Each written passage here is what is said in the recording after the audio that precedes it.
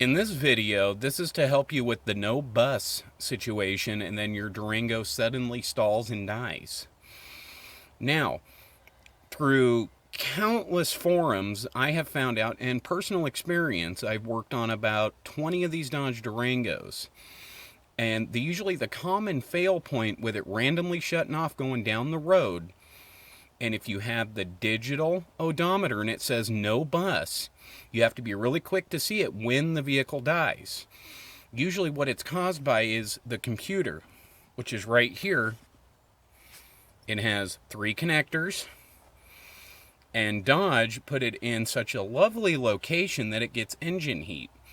Well, if you pull one of these apart, you can also find the images online, but it's a flexible circuit board. Some of the traces actually break apart and cause an intermittent connection, which might also cause other phantom codes.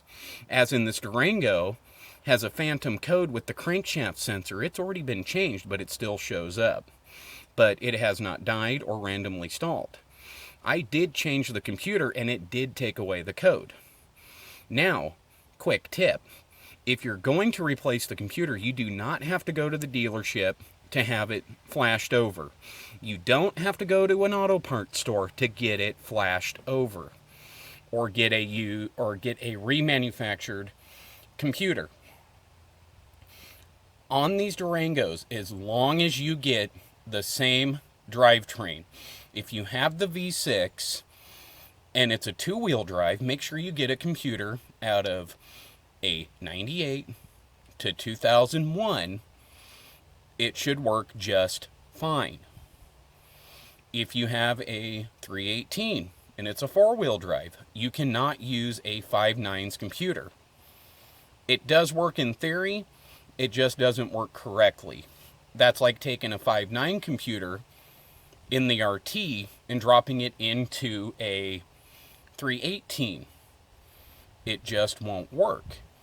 But this is 9 times out of 10, the computer is the issue with your stalling.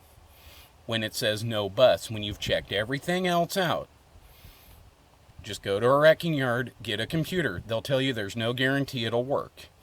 But for $50, I always take a chance on that.